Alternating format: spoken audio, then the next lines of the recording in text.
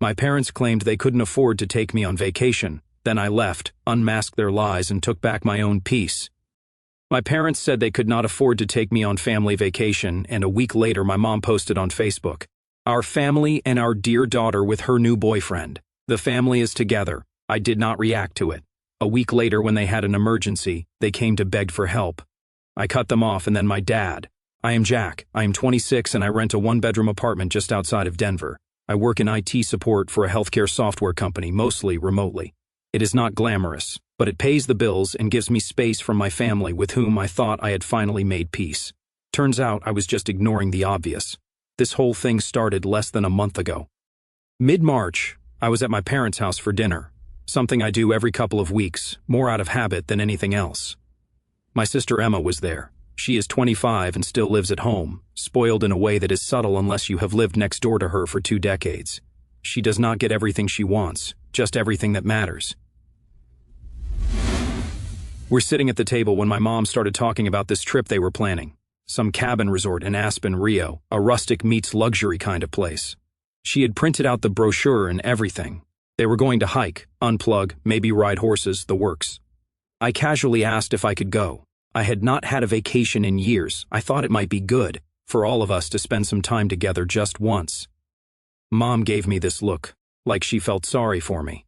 Then she started to explain that things were tight this year. The cabin only sleeps 4 and money was kind of tight after taxes, and she did not want me to feel pressured to pay my own way because she knew rent was expensive and all that. I did not push. I just said, "Okay, sure. No worries." I left her apartment that night not even angry, just kind of numb. I kept thinking, maybe I misunderstood. Maybe it was really about the money. Maybe they really thought they were sparing me the burden. A week later, I am working late in my apartment. Around 9:30, I took a break and checked Facebook. My mother had posted a photo. She, my dad, Emma, and Zach, Emma's boyfriend, standing on a cliff in Colorado, arms around each other, smiling like a Hallmark ad. The caption read, "Our family and our dear daughter with her new boyfriend. Family together." I do not know what hit me harder, the fact that they went without me or the fact that they brought Zach and called it our family. Zach, a guy Emma had been seeing for 2 months. He was new, quiet, the kind of person who says things like, "Nice to meet you," and actually means it. I liked him. I still kind of do, which makes the whole thing worse because if they had asked me if it was okay for them to bring him, I probably would have said yes. But they did not ask. They just replaced me. I did not say anything. Not to them, not to Zach, not to the posts. I just sat with it and let it eat a hole in me. A week after they returned, it was Monday night. I just finished dinner and was watching something on Netflix when there was a knock at my door. I was not expecting anyone. I opened it and saw all 3 of them, Mom, Dad, Emma, standing in the hallway. They looked wrecked, hair ruffled, eyes sunken like they had not slept in days. I did not even say hello. I just waited. Mom started right in. Something about how things had gone downhill fast. Their SU-5 had been stolen and dumped in some parking lot with the engine removed. Dad had invested money borrowed from his own retirement. I later found out in a business deal with an old friend that turned out to be a scam. And Emma, she had tried to help by putting some expenses on her credit card. Now she was maxed out and in a panic. They needed help just for a little while, a place to crash. Maybe a small loan just until things stabilized. I told them no. Flat. No. Not because I did not have the space. Not because I could not help, but because they had already shown me exactly where I stood. They stared at me as if I had just thrown them out into the snow. Then they left without another word. I did not hear from them for a few days. Then things started to spiral in a direction I did not see coming. 2 days after I threw them out, there was silence. No calls, no texts, no emails. It felt strange at first. My mom, the queen of check-ins and guilt-ridden group messages, suddenly disappeared. Emma was not even posting on social media. That alone was odd. Her usual stories of brunches, dog selfies, or blurry sunsets had gone dark. I will admit, for a minute I thought maybe they were just embarrassed. Maybe this would be the wake-up call. Maybe we would all cool off and talk like adults. But I underestimated them, once again. Friday morning, I got a text from Zach. It was short. He just said, "Can we talk?" I said, "Sure." He came over that evening. He looked tired, like he was carrying some weight he was not used to. He sat down and did not even touch the drink I offered him. Then he hit me with it. He told me he did not know they had not invited me on the trip. He assumed I was just busy with work or could not make it. He said he felt sick when he saw my face after reading the Facebook post. He did not want to go on the trip originally, but Emma insisted. Then he said he wanted out, not just out of the conversation, out of the relationship. He had been living with them for a week. After I said no, they dragged him into their mess. They made him use his savings for food, told him it was only temporary. My mother cornered him the night before and asked what his long-term intentions were with Emma. Then she suggested marriage, kids. She even pulled out a photo album from when Emma was a baby as if that would sweeten the deal. He was horrified. Told me he had not even been with her long enough to meet her extended family, let alone plan for kids. He said he felt like he joined a cult, so he broke up with Emma, packed up, and left that morning. That is when things started to change. Sunday morning, I got a call from an unknown number. I let it go to voicemail. When I played it back, it was my dad. It was the first time he had contacted me directly since they showed up at my door. The message was cold. No apology, no explanation, just, "You have made your choice. We will do things without you." I did not think much of it at first until Monday. I walked out to my car to go to the store. Keys in hand, I froze when I saw the windshield. Smeared across the glass and what looked like oil or paint were the words, "Family does not leave family. No note, no witnesses." I filed the report. The cops said they checked the cameras in the area, but I already knew no one would be caught. That same day, my bank account was flagged for suspicious activity. Someone had tried to access it from my dad's town. Probably a coincidence, I thought. Maybe. I did not call them. I did not confront anyone. Instead, I started planning. If they wanted a war, I could give them one, but on my terms, and they would not see it coming. After the windshield, I stopped pretending this was something that would blow over. I did not call the police anymore. I did not confront anyone. Instead, I went silent. I started digging. I knew my father had lines he did not want crossed, people he owed money to, some things he would rather not have on paper, and it did not take long to find one of them. Back in 2022, he had used my social security number as a CO signer on a loan. I only found out because of a random soft credit pull I did last year. I confronted him at the time and he played dumb until I threatened to get a lawyer. He begged me to let it go, said he would pay it off and close it. I never saw any proof, but I did nothing. Now I saw an opportunity. I called the loan company and told them the truth. I said I never signed anything. I sent them an affidavit and a letter from a lawyer friend who owed me a favor. The account is now under investigation. His balance has gone up. His interest has been frozen and he has been banned from anything credit-related until this is resolved. 3 days later, my mother texted me a photo of a letter she had received from the bank. Then she called. I did not answer. She left a voicemail. She was crying, asking me why I was doing this. She said we were family and family forgives. I did not answer. That night, Emma posted a story on Instagram, a black screen with white text. "Betrayal is always loudest when it comes from those you trust." I laughed, not because it was funny, but because it was desperate.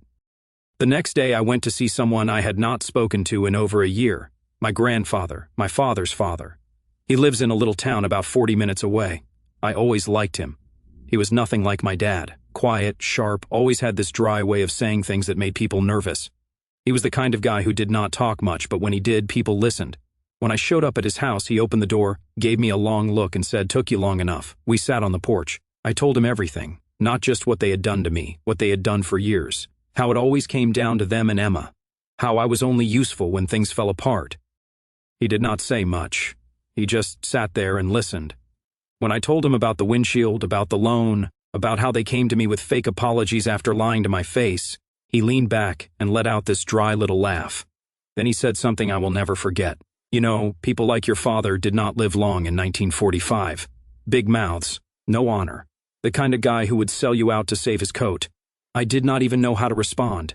Then he added, "Let them come crawling, but do not let them forget the mud on their knees." He offered to help in his own way. He said he still had some friends who could push some buttons if needed. I told him not yet, but I did not say no. The next morning, I got another message from my mother. This time, it was different. She said they wanted to meet, just to talk, clear the air. She said it would be just the three of them, me, her, and Dad. They did not know that I already had something else planned for that day, and they definitely did not know that I had invited someone else to join us. We agreed to meet at this quiet diner on the edge of town. Neutral territory, not too public, but not a place where they could corner me either. I chose the booth in the back. I was already seated when they walked in. Mom, Dad, and Emma. No Zach this time. He was out of the picture, just the original trio. They sat down as if it were a family dinner. Mom tried to smile. Dad looked irritated before he said a word. Emma wore sunglasses inside, probably for effect. They did not order anything. They just dove right in. Mom started talking about family, about forgiveness, about misunderstandings, and bad timing. Dad stayed quiet, which was not like him. He usually liked to play the victim. Today, he looked like someone with something to lose. This was new. They offered to forget everything if I just stopped escalating. They said things were hard enough without me adding fuel. I told them I was not adding anything. I was just tired of pretending. Then I told them something else, something I had been waiting to drop. I said, "By the way, do you remember that small business loan you applied for with that veterans grant? The one where you doubled your income and listed your employment as active military?" His face froze. I leaned forward. "I sent them the real numbers and a copy of your DD-214. Mom's mouth opened as if to say something, but nothing came out. I was not lying. My grandfather had given me the papers. He said he had kept it in case my dad ever tried to pull something stupid with the 5A again. He had, and now it was being investigated for fraud. I got up, ready to leave. That is when my grandfather walked in. He was not invited to sit down. He was just standing at the end of the table with his arms crossed. My father looked like he had seen a ghost. Grandpa did not say anything right away. He just looked at his son the way you look at something disappointing that you cannot give back. Then he said loud enough for the other cabins to hear, "You always thought you were smarter than everyone else. You never figured out that being smart does not mean being honest." He turned to me, smiled just a little, and added, "I am glad you did not turn out like him." Then he left. I left after that. The fallout began almost immediately. 3 days later, Dad's loan application was officially frozen, pending investigation. His business partner backed out of a deal, probably hearing whispers from someone who knew someone. My mother posted a long, rambling Facebook status about how families should forgive each other, not destroy each other. Emma posted a photo of herself crying, followed by a quote about how people show their true colors in hard times. I did not comment. I did not return the 24 phone calls that followed. Instead, I took another step. There was a family trust. My grandfather had set it up long ago, something small but stable, something to pass on to his grandchildren someday. My dad had been quietly trying to convince him to move it all over to Emma. I said I'm not interested in family wealth.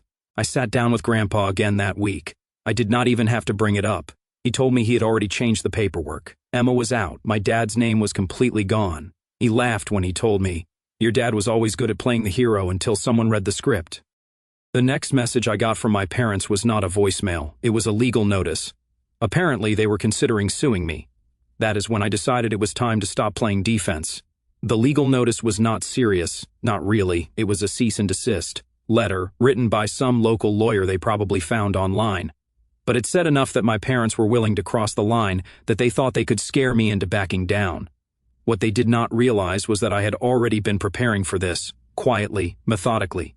I had 2 goals: to burn their lies to the ground and to make sure they never had the strength to crawl back out. The first step was public. I created a folder, screenshots, documents, data, texts, all the times they used me, lied to me, took from me, proof of the loan in my name, the text from Emma guilting me into helping with her debt, the 5 of fraud paperwork Grandpa had kept, photos of the smashed windshield, and the message my dad left after I told them no. Everything. Then I published it. Not in a dramatic tell-all, just a post titled, "This is what family looks like when you are only useful in a crisis." I posted it on a community forum that we all belong to. Local, tight-knit, mostly suburban folks who love to gossip. The kind of place where my dad had always tried to play the respected family man. Within hours it spread. People commented. Some shared their own stories. A few recognized my dad's name and were not surprised. By morning, 2 things had happened. First, my mom deleted her Facebook. Every post gone. Second, my dad lost his volunteer position with the local business council. Someone had forwarded my post. I was not done. I contacted the collection agency associated with Emma's credit card debt. I told them where she worked now. I also sent them a list of purchases she made on Zach's card, which he gave me after they broke up: designer bags, concert tickets, a spa retreat the same week they claimed they were barely surviving. He was more than happy to cooperate. They froze her account by the end of the week. She called me 6 times in one night. I did not pick up. But the real blow came later. My dad was trying to start a new business. Something about property management. It was not up yet, but I found the LLC application online. My mom was listed as the second manager. So, I called a friend who works in real estate law. The company had not completed its zoning permits. And guess what? There were discrepancies in the paperwork, wrong addresses, misreported income, enough to trigger a delay and a review. Within 3 days, the city froze the application and began a formal investigation. I did not tell them it was me, but they knew. This time, they sent me an email. No threats, no legalese, just 2 words, "Why, Jack?" I did not reply. Instead, I printed out the cease and desist letter they had sent me, took it to Grandpa, and handed it to him. He read it, then poured 2 glasses of bourbon. One for him, one for me. He raised his glass and said, "Your father was always good at writing checks with his mouth. Too bad he never learned how to cash them." Then he added, "They have done enough damage for now, but if they come back, we will give them a proper burial." I nodded. We drank.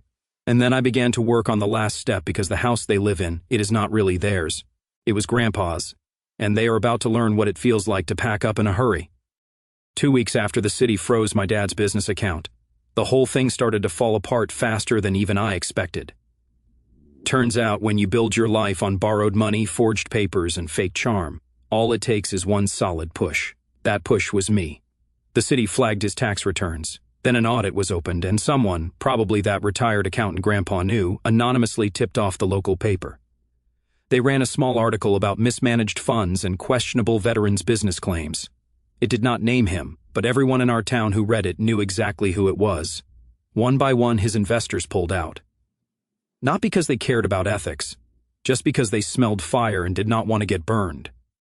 Then came the real blow. My dad had taken out a second mortgage on the house he and my mom lived in. Only the house was not legally his. It was still in Grandpa's name, something he conveniently forgot when he tried to use forged documents to support the loan. The bank called, Grandpa answered. And instead of covering for him, he handed over the real deed. That is when Grandpa made his final move. He changed the trust officially, legally. The house and the land it sat on went into a family trust with one name on it, mine. Not Emma's, not my mother's, not even a clause for my father. They were given 30 days to leave. They did not fight it, not publicly. But the last week before the move, something strange happened. I got a message from a woman I did not recognize. She said she was my dad's former assistant from when he ran a chain of car dealerships, his one semi-successful gig years ago. She said she had seen it all unfold and thought I should know something. Turns out my dad had another kid. Not recently, years ago, a half-brother, from an affair he had while my mom was pregnant with Emma. I did not know what to do with that information. I still do not. But somehow it made more sense. The way he treated Emma like royalty. The way he treated me like I was barely there. Like I was the reminder that he did not run fast enough. I did not tell Emma. I do not think I ever will. The last day before the eviction, my parents did not say a word. They were packing boxes. Emma cried and wrote cryptic quotes about being cut off by your own blood. My mom looked like someone who had aged 10 years in a week. My dad, he just looked tired. He left a note in Grandpa's mailbox before they left. I never saw it. Grandpa burned it in the fire pit without reading it. When I asked him what it said, he said, "I do not care." I have been reading his excuses for 30 years now. They live in a rented house on the outskirts of town. I have heard from someone that my dad is trying to get some consulting work for a friend who does not know any better. Emma is working retail again. Mom has been quiet, too quiet. I visit Grandpa once a week. We sit on the porch and have coffee. Sometimes we talk. Sometimes we just listen to the silence. One time he took out an old hunting knife and gave it to me. I thought it was a sentimental gesture. Instead, he said, "This was my father's. He used it to cut ropes when the barn caught fire in 1942. Sometimes you have got to cut things loose before they pull you under." Then he smiled. That crooked old man's smile. "You did good, Jack. You did not just give up. You finished it." And he was right. My dad still emails me once a month now. Always a new address. Always the same tone, remorse painted over bitterness. I never answer. I do not need revenge anymore. I have already won. Update 1. It had been a few months since the eviction. My life had actually started to feel settled. I was seeing someone new, working on a promotion, even considering getting a dog. I had not heard from my parents in weeks, which was unusual considering my dad's streak of monthly guilt emails. Then one came out of nowhere, but it was not from him. It was from a lawyer, and not one of those sketchy cease and desist types. This was a real estate lawyer from out of state. The subject line of the email simply said, "Urgent regarding purchase of property by Mr. Ronald K." I opened it, thinking it might be junk. It was not. Apparently, my dad had bought a small piece of land outside of town, not in his name. He had used a shell LLC with someone else listed as manager, someone he had worked with decades ago. It was remote, just trees and dirt, no utilities, no permits. But here is the kicker. He had submitted blueprints for a self-sustaining cabin, off-grid living, hidden in paperwork, no address published. The lawyer did not know who I was at first.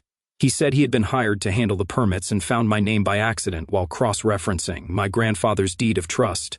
Something about land disputes and overlapping zoning. The properties were close to each other. My dad wanted to live out there alone, off the grid, completely isolated. I did not know what to think. It was not like him. He thrived on people watching, applause, control. But this looked like the exit plan of a man who knew he was out of cards. I did not tell Grandpa at first. I thought it might be better if he did not know. But then last week, Grandpa called me over. He had that look again like something was already playing in his head. Got a call, he said. An old friend said, your dad has been snooping around the city assessor's office, asking about moving boundaries, building permits, trying to quietly redraw maps. I nodded and told him what I had found out. He did not say anything for a while, just nodded back. Then he said, you know why he is doing it, right? I shrugged. He is not trying to disappear. He is trying to wait us out. That had not even occurred to me, but it made sense. My dad was not running. He was hiding, laying low, waiting for people to cool off. Then came back when the smoke cleared, pretending to be humble. Grandpa pulled out a small envelope and handed it to me. Inside was a deed, not to our property, but to the land next to the one my father had just bought. Grandpa had bought it a week before through someone else. He looked at me and grinned. If he wants to disappear into the woods, he will have to look at my house every morning. I did not even ask how he did it, but a part of me knew this was not over.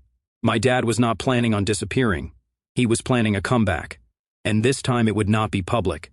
It would be slow, quiet, manipulative, just like him. But now we were watching, and he had no idea.